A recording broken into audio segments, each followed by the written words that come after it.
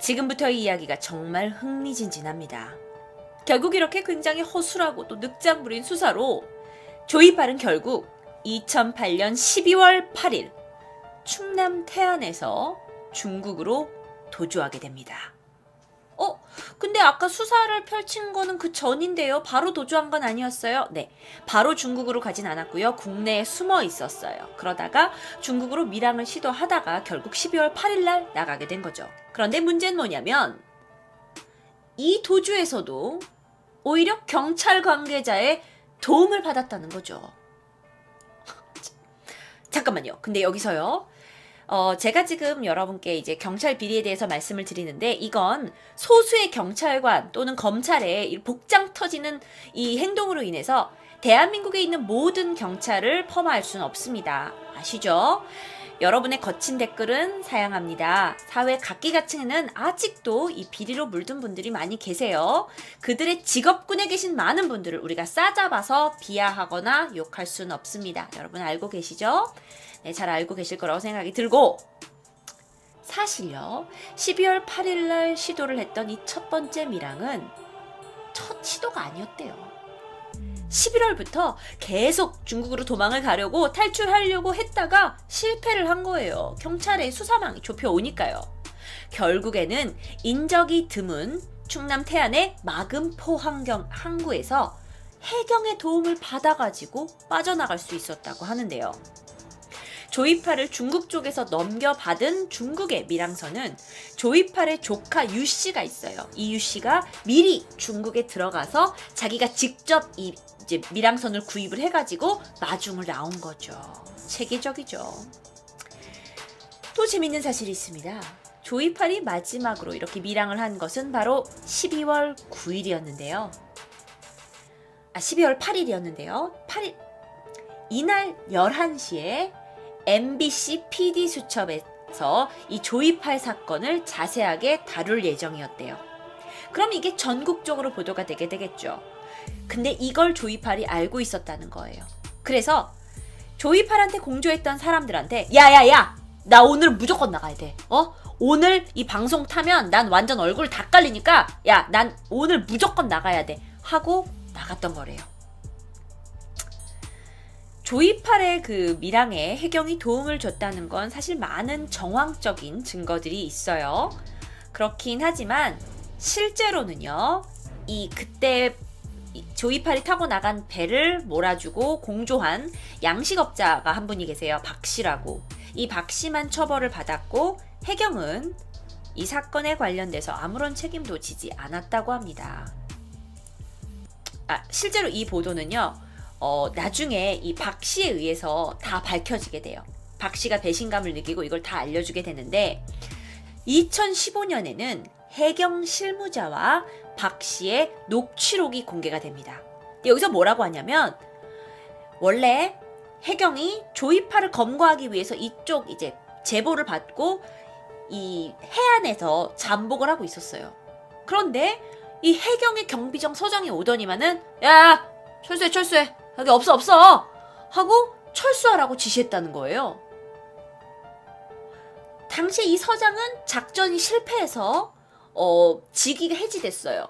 그리고 나서 넉 달 동안 쉬고 나서 다시 지금은 강원 지역에 근무하고 계신다고 하네요. 그러니까 뭐냐면 해경이 도와주고 사실 별다른 무슨 벌을 받거나 그렇진 않은 거예요. 이 모든 사항은 물론 저희가 이건 뉴스에서 어떻게 나오게 됐냐 박 씨를 통해서 알게 됐어요. 원래는 해경이 박 씨 네가 우리한테 제보를 해주면 너 우리가 잘 풀어줄게 라고 했는데 구속되고 나서 해경이 이 박 씨한테 아무런 조치를 취하지 않은 거죠. 그래서 박 씨가 이제 좀 짜증이 나가지고 자기가 조이팔한테 도움을 준 거를 이제 증언을 하게 되면서 그 도움을 준 해경 간부하고 검찰 관계자들의 대화를 녹음하고 이 사건 전황을 실토하게 됐고 그리고 나서 풀려나면서 이제 그것이 알고 싶다를 통해서 제보를 하게 돼서 이게 이제 전 국민이 알게 됐죠. 자, 그렇다면 해경은 왜 그를 도왔을까요? 머니죠. 돈이죠. 돈을 받았던 거죠. 실제로 양식업자였던 박 씨도 10,000원권으로 현금 7,000만 원이 든 돈가방을 조이팔로부터 받았다고 해요. 중국으로 밀항시켜주는 조건으로요.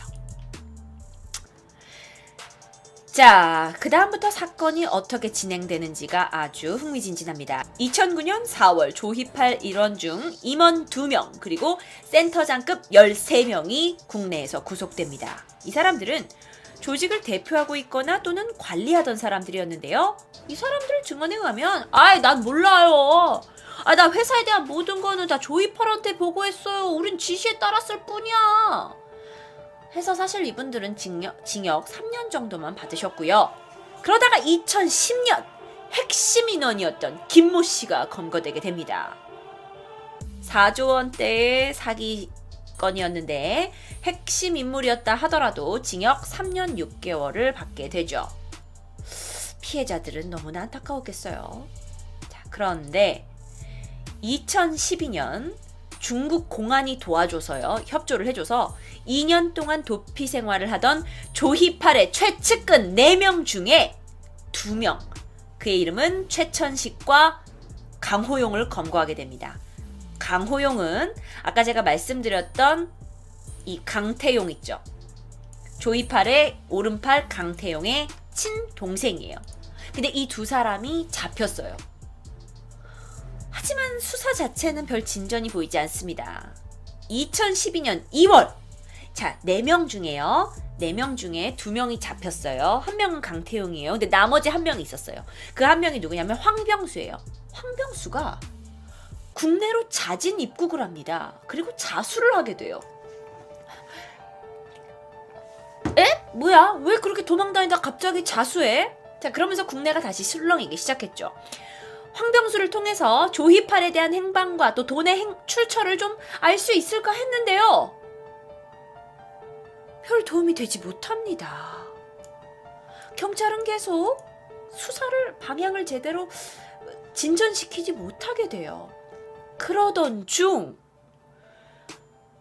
2015년 5월 경찰은 중국에서 도피 중이던 조희팔이 2011년 12월 중국에서 심근경색으로 사망했다고 발표를 합니다. 에? 뭐라고요? 이것이 실제 조희팔의 장례식 영상입니다. 자, 어떻게 영상이 남을 수 있었냐고요? 자, 조금 이따 설명드릴게요. 자, 저도 궁금해요. 장례식 영상이에요.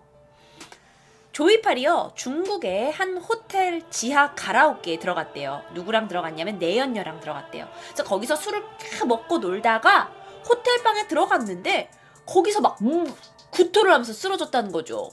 바로 병원으로 이송했대요. 하지만 12월 19일 오전 12시 15분에 급성 심근경색으로 사망했다고 하는 거죠. 본 사진은 조희팔의 가족들이 장례식을 동영상으로 촬영한 겁니다. 좀 크게 보실까요?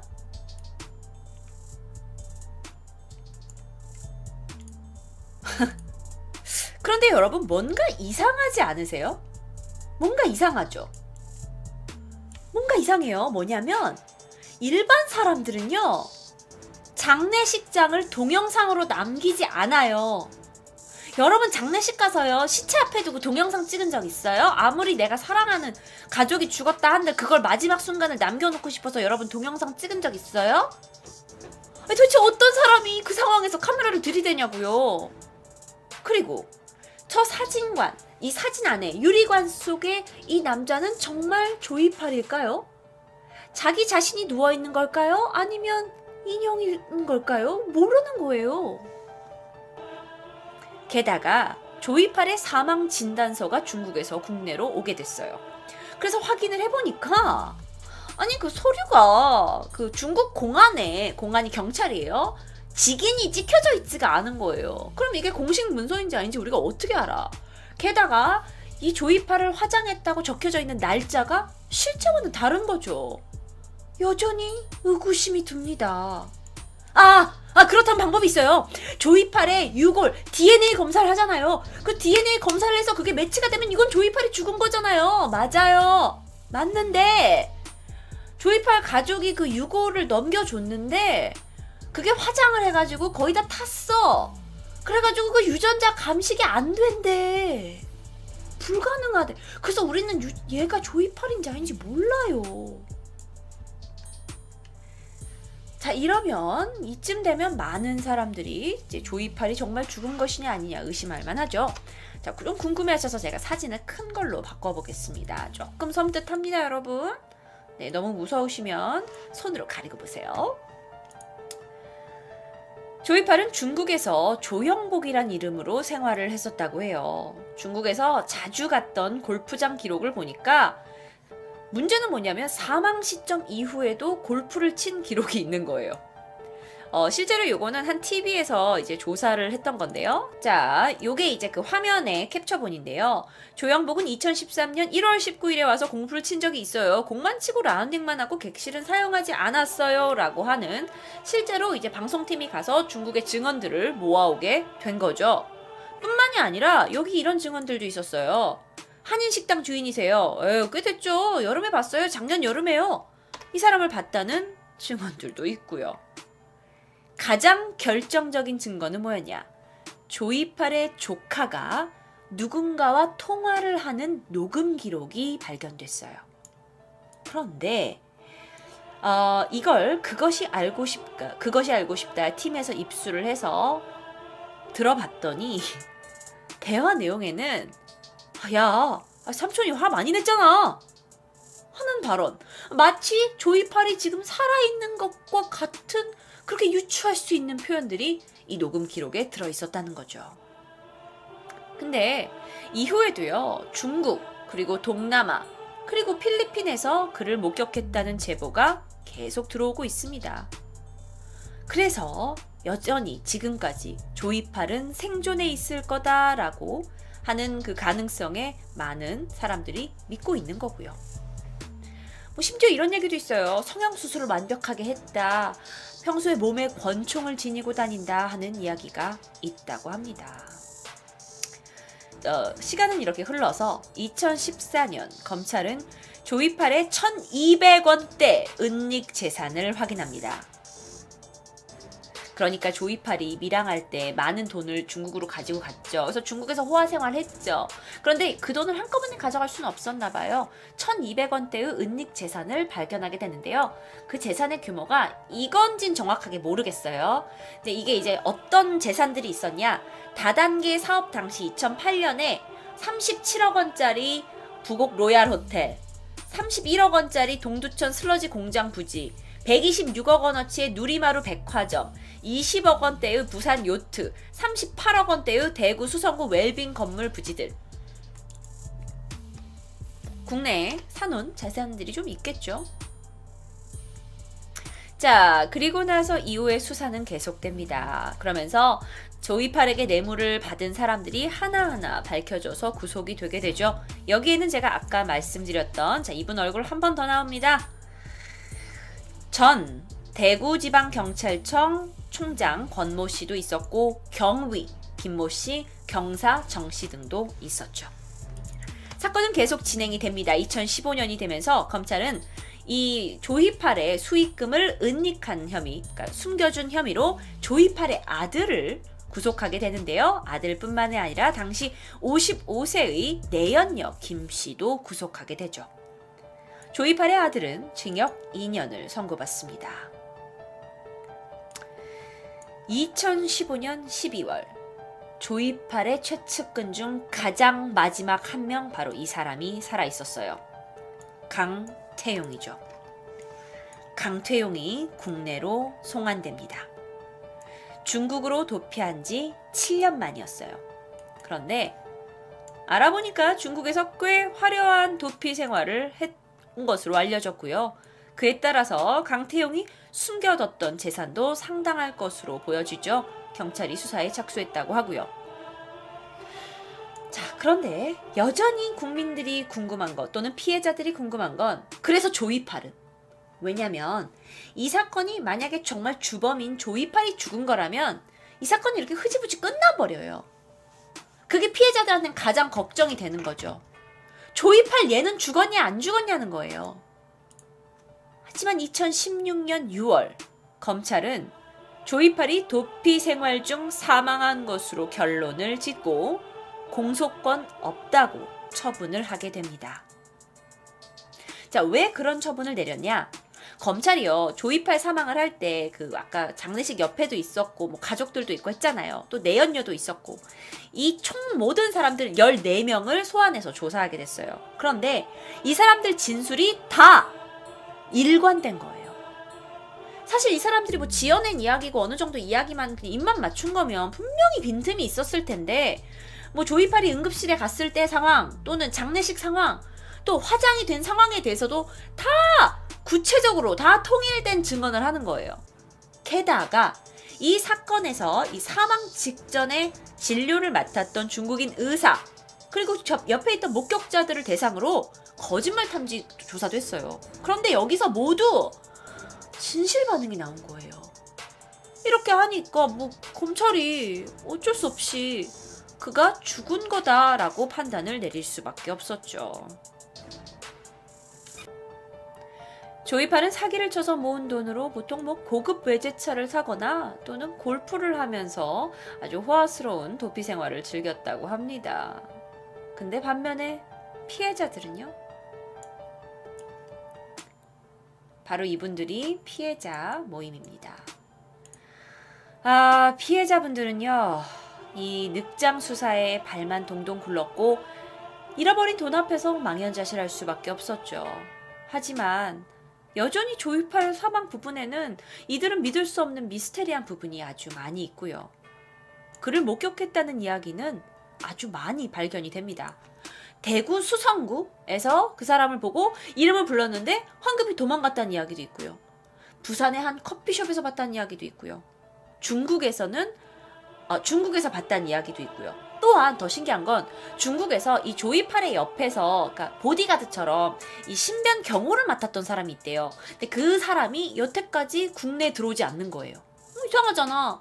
중국에서 조이팔 죽고 그랬으면 너도 국내로 들어와야 될 거 아니야. 니네 가족 다 여기 있는데. 근데 이상하게 이 사람이 들어오질 않아. 그러니까 여전히 피해자들은 거 봐라. 최측근들을 다 경찰에 잡혔지만 결국 신변 보호하는 사람은 옆에 있지 않냐. 아직 산 거다 라고 생각을 하고 있는 거죠. 자, 조이팔 사건 피해자 모임이 있습니다. 바른가정 경제실천을 위한 시민연대 비실련이라고 부르는데요. 비실련에 따르면 조 씨의 공식 사망 발표 이후에도 중국 그리고 라오스에서 여전히 그를 목격했다는 사람들이 있대요. 주로 골프장에서 많이 노출된다고 하네요. 이렇게 생존 제보, 게다가 경찰의 늑장 미흡 수사. 여전히 궁금증이 많은데요. 조이팔은 정말 살아있는 걸까요? 이 사건은요, 조이팔의 생존에 관련된 미스테리도 정말 우리에게 귀에 솔깃했지만 사실은 사회 각계각층의 비리와 또 공권력의 허점이 좀 여실히 드러나 있는 사건이어서 우리 사회에서 쉽게 잊혀지지 못할 거고, 그래서 요즘 유행하고 있는 그 영화 마스터가 이 이야기를 소재로 영화로 냈고 있고요. 사실 이렇게 조이팔 이야기만 들어보면, 게다가 영화로 만들어지고 이러면 그냥 우리는 한번 훗 웃고 와 저런 사람도 있어? 하고 넘어갈 수 있습니다. 하지만 제가 여러분께 피해자 한 분을 이야기해 보려고 해요. 이순양 씨. 수많은 피해자 중 가운데 이순양 씨는 딸을 대구 지하철 참사로 잃게 됩니다. 그리고 나서 그녀는 딸을 잃은 것에 대한 보상으로 돈을 받게 되죠. 그 돈으로 조이팔의 사업에 사기 회사에 투자했다가 전부 날려먹게 됩니다. 엄마는 말합니다.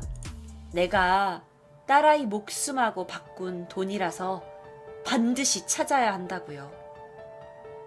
그리고 조이팔은 만약 살아있다면 지금도 딸을 바꾼 그 보상금을 가지고 호화 생활을 즐기고 있는 거겠죠. 참으로 안타까운 모습입니다.